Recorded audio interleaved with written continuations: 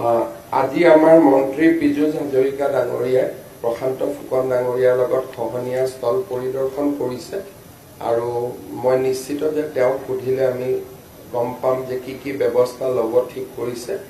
কালি মই ঘটনাটো গম পোৱাৰ লগে লগে ততাতয়াকৈ পীযুষ হাজৰিকাক মাতি পঠিয়াইছিলো আৰু তেখেতে আজি চাইছে। নিশ্চয় আমি যিমান পাৰো আমি খহনীয়া ৰোধ কৰাৰ বাবে চেষ্টা কৰিম।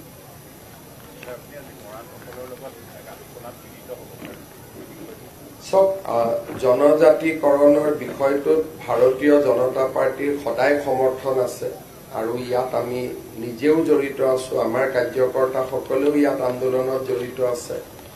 সমস্যাটোত সমাধানৰ বাবে কিছু আলোচনাৰ মাজেৰে বাট প্ৰশস্ত কৰিব লাগে। বিভিন্ন পৰ্যায়ত ইয়াৰ আলোচনা চলি আছে।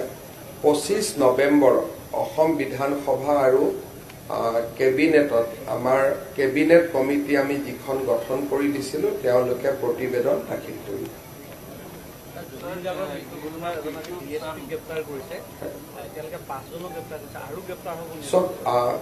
জুবিন গাৰ্গৰ গোটেই ঘটনাটোত আমি ন্যায় প্ৰদান কৰিবলৈ বদ্ধপৰিকৰ আৰু তাৰ পৰিপ্ৰেক্ষিতত আমি কাকো ৰেহাই নিদিয়াকৈ আমি এটাৰ পিছত এটাকৈ গ্ৰেপ্তাৰ কৰিছো আৰু মই বিশ্বাস কৰো যে অসম পুলিচে নিৰ্ধাৰিত সময়ত চাৰ্জশ্বিট দিবলৈ সক্ষম হ'ব।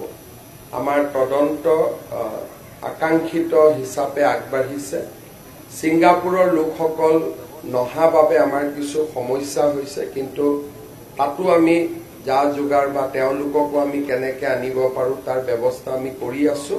কিন্তু অসম চৰকাৰে জুবিন গাৰ্গৰ গোটেই ঘটনাটোক লৈ আমি অত্যন্ত সিৰিয়াছ। আমি নিশ্চিতভাৱে আমি ন্যায় প্ৰদান কৰিম আৰু আমি আদালতৰ সন্মুখলৈকে অভিযুক্তসকলক লৈ যাম। সাধাৰণতে আমি 3 মাহ আমাক সময় দিয়া হয়।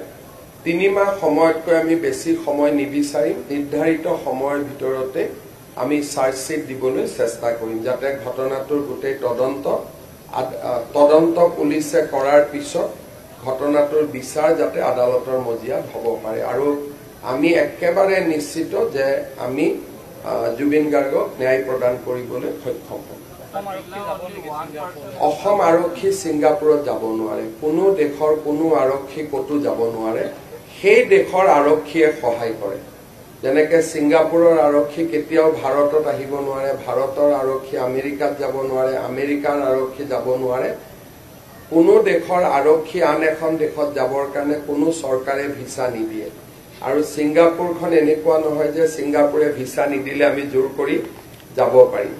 আৰু কিন্তু ছিংগাপুৰ আৰক্ষী আমাক সহায় কৰিব বুলি আমি নিশ্চিত। তেওঁলোকক আমাকতো বিশেষ নালাগে, ভিডিঅ' ফুটেজ লাগে, হোটেলৰ ভিডিঅ' ফুটেজ লাগে, ইয়াতখনৰ ভিডিঅ' ফুটেজ লাগে আৰু ছিংগাপুৰৰ যি দুজনে ক্ৰুজখন চলাইছিল তেওঁলোকৰ সাক্ষী লাগে।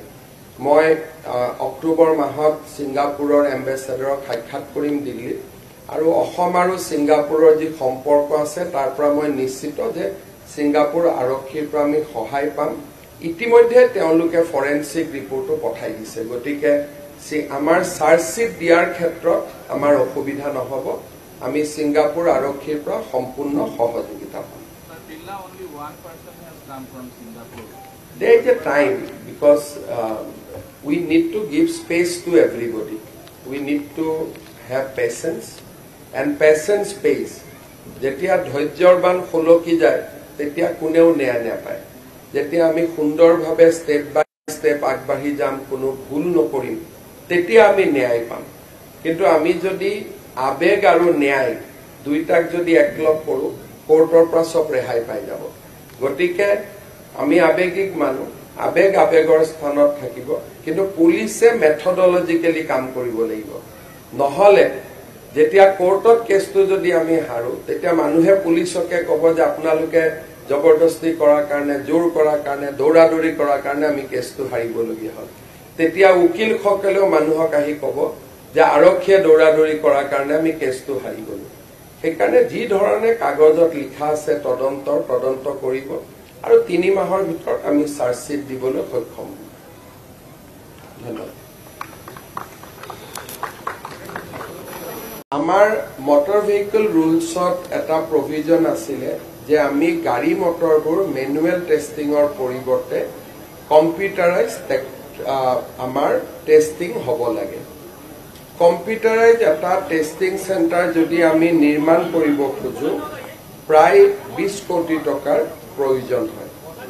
আমি অসম চৰকাৰে স্পেইনৰ এটা company A+ ইটিউব India private limited তেওঁলোকৰ লগত সহযোগত আমি 4টা মটৰ ভেহিকল টেষ্টিং চেণ্টাৰ খুলিবলৈ সিদ্ধান্ত লৈছিলোঁ। নৰ্থ চালমাৰা, বিশ্বনাথ, যোৰহাট আৰু ডিব্ৰুগড়। ইয়াত মাটি বা আমাৰ যিখিনি লোকেল ছাপোৰ্ট এইখিনি অসম ৰাজ্যিক পৰিবহণ নিগমে দিয়ে আৰু ইকুইপমেণ্ট বা ইয়াক চলাবৰ কাৰণে যিটো প্ৰয়োজনীয় মেন পাৱাৰ সেইটো A+ নামৰ কোম্পানীটোৱে যোগান ধৰে। ASTC আৰু এই কোম্পানীটোৰ মাজত ৰেভিনিউ শ্বেয়াৰ কৰা হয়। এই ব্যৱস্থাটো পৰিৱৰ্তন কৰাৰ পিছত বিশ্বনাথ আৰু যোৰহাটত আৰু আমাৰ চালমাৰা 3 জেগাত হোৱাৰ পিছত এতিয়ালৈকে আমি 2000তকৈ অধিক গাড়ী বা ভেহিকল আমি ফিটনেছ ইয়াতে কৰিব পাৰিছো। এতিয়া ভেহিকল ফিটনেছৰ কাৰণে মানুহ দ্বিতীয় অফিচত যাব নালাগে। আজি অসমত আমি এনেকুৱা এটা পৰিৱেশ পাইছো যে লাইসেন্সও আমি মটৰ ভেহিকল যিবিলাক ড্ৰাইভিং ইনষ্টিটিউট আছে আমি তাৰ জৰিয়তে দিব পাৰো। ফিটনেসও আমি আমাৰ ফিটনেস চেণ্টাৰ বিলাকৰ জৰিয়তে দিব পাৰো।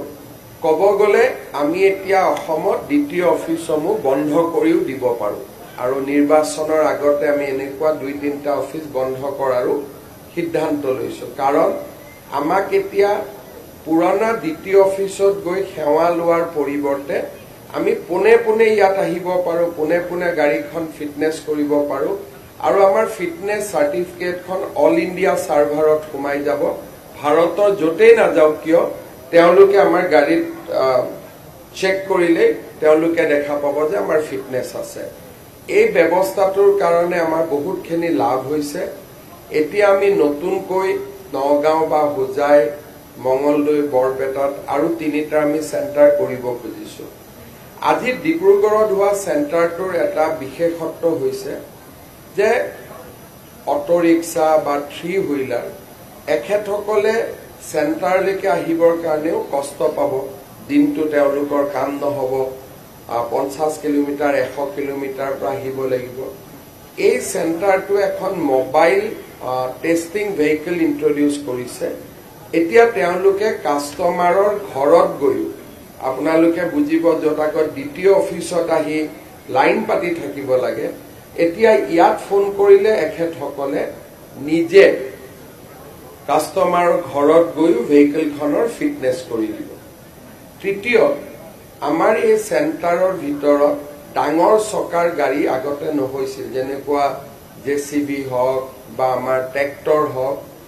এতিয়া ডিব্ৰুগড় চেণ্টাৰত আমি আৰু এটা নতুন মেচিন আনিছো যে ট্ৰেক্টৰৰ ওপৰত ইয়াক প্লেচ কৰি দিলে আৰু 50 মিটাৰ ট্ৰেক্টৰখন যদি চলাই দিয়ে, ব্ৰেক পুট কৰে, লগে লগে আমি ট্ৰেক্টৰখনৰ ফিটনেসটো পাই যাম। এইটো আমি প্ৰথমবাৰৰ বাবে ডিব্ৰুগড় চেণ্টাৰত আমি ইন্ট্ৰডিউচ কৰিছো।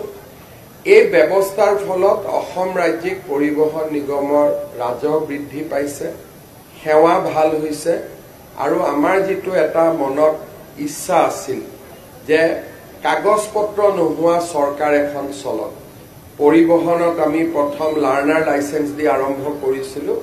আজি আমি গোটেই সাইকেলটো শেষ কৰিব পাৰিছো যে আমাক কোনো ধৰণৰ কাগজৰ প্ৰয়োজন নাই, অফিচত যোৱাৰ প্ৰয়োজন নাই, সম্পূৰ্ণ সেৱাটো আমি চেণ্টাৰ বিলাকৰ জৰিয়তে দিব পৰা হৈছো। আজি মই এই অনুষ্ঠানটো ডিব্ৰুগড়ত স্থাপন কৰিবলৈ দিয়াৰ বাবে আমাৰ ডিব্ৰুগড়ৰ ৰাইজক ধন্যবাদ জনাইছো। অসম ৰাজ্যিক পৰিবহণ নিগমক অভিনন্দন জনাইছো। পৰিবহণ মন্ত্ৰী যোগেন মহান ডাঙৰীয়াকো ধন্যবাদ জনাইছো।